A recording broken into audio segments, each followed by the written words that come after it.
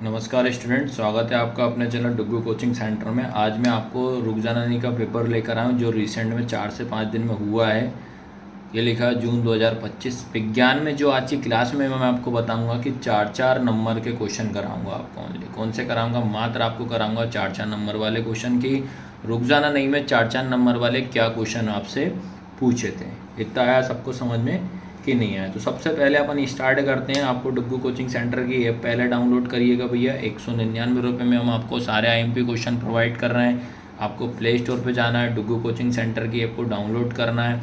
जब पूरी अच्छे तरीके डाउनलोड जब हो जाती है, आपको क्या करना है, क्लास 10th में क्लिक करना है। उसके बाद पहला जो ऑप्शन रहेगा द्वितीय परीक्षा क्लास 10th, उसको क्लिक करिएगा और उस कोर्स को आप जरूर परचेस करिएगा। तो सबसे पहले हम सीधे आते हैं 4-4 नंबर वाले पे।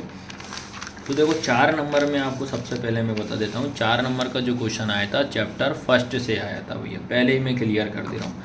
4 नंबर का जो क्वेश्चन आया था चैप्टर फर्स्ट से आया था। क्या क्वेश्चन पूछा था? निम्नलिखित रासायनिक समीकरण को संतुलित कर लिखिए, करके लिखना है। केमिकल इक्वेशन रही, इनको बैलेंस बनाना। आपको इसको मैंने बहुत अच्छे तरीके से आपको समझाया हुआ है, डुग्गू कोचिंग सेंटर की ऐप में भी है और हमारे यूट्यूब चैनल पे भी आप जाइएगा। वीडियो में आपको बैलेंस इक्वेशन किस तरीके से करते हैं वो मैंने आपको अच्छी तरीके से समझाया। तो 4 नंबर का आया था, पहले नंबर चैप्टर फर्स्ट में ही आया था। और इसके और में आपको ये आया था, इनकी आपको इक्वेशनें लिखनी थी। निम्नलिखित अभिक्रियाओं के लिए संतुलित रासायनिक समीकरण लिखिए। Calcium hydroxide plus carbon dioxide, इससे क्या रिएक्शन मिलेगी ये पढ़ना है। और साथ ही साथ मैं आपको और क्लियर कर दे रहा हूँ, कुछ और एक्स्ट्रा क्वेश्चन भी दे रहा हूँ आपको मैं इस चैप्टर के, फर्स्ट चैप्टर के। 4 नंबर में क्या है? ऊष्माक्षेपी एवं ऊष्माशोषी अभिक्रिया क्या है? उदाहरण। इसके आपको एग्जाम्पल जरूर लिखना पड़ेगा बेटा। एक्सोथर्मिक एंड एंडोथर्मिक रिएक्शन क्या होती है विद एक्सप्लेन करना है। उसके बाद संयोजन अभिक्रिया एवं वियोजन अभिक्रिया क्या है? उदाहरण सहित आपको समझाना है। कॉम्बिनेशन एंड डीकम्पोजिशन रिएक्शन क्या होती है ये पढ़ना है। उसके बाद अगर मैं बात करता हूँ विस्थापन और द्विविस्थापन अभिक्रिया क्या है, displacement and double displacement reaction की बात करता हूँ। उपचयन और अपचयन ऑक्सीडेशन रिडक्शन क्या होता है। लोहे की वस्तु को हम पेंट क्यों करते हैं, आपको इसका कोरोजन का संचारण क्या होता है। White the iron article on the paint कैसे तरीके से करते हैं। इतने क्वेश्चन आपको करना है। तो देखो पहले चैप्टर की अगर मैं बात करूँ, सबसे पहले नंबर तो आपको ये क्वेश्चन कवर करिएगा। उसके बाद आपको बैलेंस इक्वेशन कैसे करते हैं वो जरूर करना। मेरे यूट्यूब चैनल पे आपको ये सारा सॉल्यूशन के साथ आपको मिल जाएगा। तो अगला चेक करते हैं कि और क्या आपको 4 नंबर में आपसे पूछा था भैया। अब बात करते हैं 4 नंबर में आपसे पूछ दिया था, ये आया था डायग्राम। देखो आपको प्रश्न क्रमांक 22, मानव उत्सर्जन तंत्र का स्वच्छ नामांकित चित्र बनाइए। Draw neat and labelled diagram of human excretory system. और इसमें अथवा पूछा था मानव पाचन तंत्र का स्वच्छ नामांकित चित्र बनाइए। Draw neat and labelled diagram of the human digestive system 4 नंबर में आपसे पूछा था। तो इसके साथ ही साथ में कुछ और डायग्राम भी आप करके जाइएगा बच्चे लोग, तो हो सकता है आपको इसमें आपसे पूछ ले। आया सबको समझ में कि ये 3 डायग्राम जो है ये तो आना ही आना है भैया। ये 4 नंबर के बता दे रहा हूँ, चैप्टर 5 में आया था। ये रहा मानव के उत्सर्जन तंत्र वाला, एक ये बनाइएगा। मानव के हृदय वाला बनाइएगा। मानव के पाचन तंत्र की बात करता हूँ। फिर इसमें कुछ डिफरेंस भी पढ़ के जाना, हो सकता है इसमें और में आपको अंतर पूछ ले, तो ये आपको अंतर पढ़ के जाना है। यहाँ से दे रहा हूँ मैं। धमनी एवं सीधा में अंतर आप करना। आर्टरी एंड वेन में क्या होता है, रक्त लसिका ब्लड एंड लंपी क्या होता है। ऑक्सीजन अनऑक्सीजन वायवी क्या होता है। एरोबिक अनएरोबिक क्या होता है। जैव प्रक्रम क्या होता है। Defined life process. प्रकाश संश्लेषण की रासायनिक अभिक्रिया क्या होती है। राइट द केमिकल रिएक्शन पढ़ना। फोटोसिंथेसिस क्या होता है। जाइलम फ्लोएम में अंतर। तो ये 2 चैप्टर के मैंने आपको IMP क्वेश्चन प्रोवाइड करा दिए। फिर उसके बाद एक ये लाइट वाला चैप्टर है, इसमें इन्होंने क्या करा, इस बार ये रुक जाना नहीं में 4 नंबर में इसमें दे दिया। इनने क्या करा है कि कंबाइन करके आपसे क्वेश्चन पूछ दिया है, ठीक है। एक इसमें क्या होता है, लाइट वाले चैप्टर में बेटा न्यूमेरिकल भी आपको करके जाना है।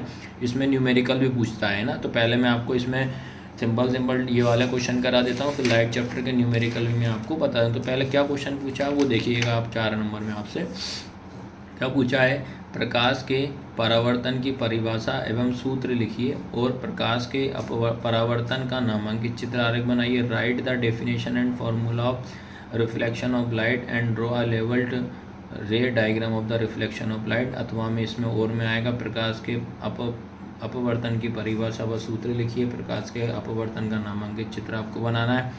Right the definition of formula reflection of light and draw the level diagram of the reflection of refraction of light, ये आपको पढ़ना है। तो इसमें और एक्स्ट्रा क्वेश्चन आपको देता हूँ, ये पढ़ना भी है। लाइट वाला चैप्टर मोस्ट टाइम की चैप्टर है, तो देखिए आप लोग इसमें से ये पढ़ के जाना है आपको। प्रकाश के परावर्तन के नियम को रेखा चित्र द्वारा समझाइए। Right the law of reflection of light with the help of the रे डायग्राम। फिर इसका देखिए न्यूमेरिकल आपको बता दे रहा हूँ। 15 सेंटीमीटर फोकस दूरी के लिए किसी उत्तल दर्पण में कोई बिंब 10 सेंटीमीटर दूरी पर रखा हुआ है। प्रतिबिंब की स्थिति तक प्रकृति के सब सॉल्यूशन आपको मिल जाएंगे, याद रखना है ना। ये इंग्लिश में an object is the kept at the 10 centimetre distance from a convex mirror whose focal length is 15 centimetre. What will be the length nature and position of the image बताना। अवतल दर्पण की मुख्य फोकस दूरी की परिभाषा, principal axis of concave mirror. उसके बाद आता है एक गोली दर्पण की वक्र त्रिज्या 20 सेंटीमीटर, इसकी फोकस दूरी क्या होगी। The radius of curvature of spherical mirror 20 centimetre. What is the focal length आपको पढ़ना है। उसके बाद अगर मैं बात करता हूँ ये वाला, उस उत्तल दर्पण की फोकस दूरी ज्ञात करना है जिसकी वक्र त्रिज्या 32 centimetre. Find the focal length of the convex mirror whose the radius of curvature is 32 centimetre. उसके बाद आता है 2 सेंटीमीटर फोकस दूरी वाले अवतल लेंस की क्षमता ज्ञात करिए। Find the power of concave lens of the focal length 2 centimetre दे रहा है। किसी लेंस की एक डायोप्टर क्षमता को परिभाषित कीजिए। Defined the one dioptre of the power of lens.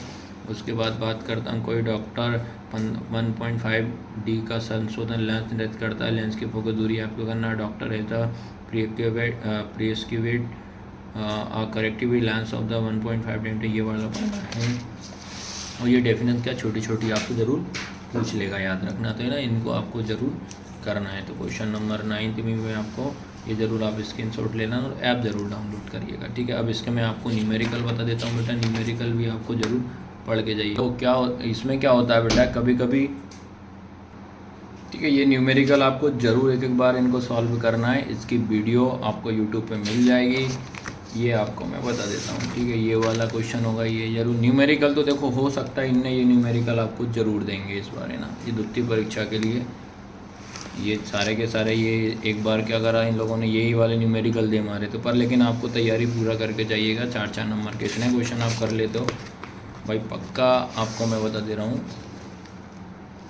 पास आप आराम से हो जाओगे और अच्छे नंबर भी आ जाएंगे। जो अच्छे नंबर के लिए पढ़ रहा भैया उनके अच्छे नंबर भी आ जाएंगे, ठीक है। तो इतने न्यूमेरिकल कर लेना सफिशिएंट है। 4-4 नंबर वाले सारे कर लिए, बता दिए मैंने। ऐप ज़रूर डाउनलोड करिएगा।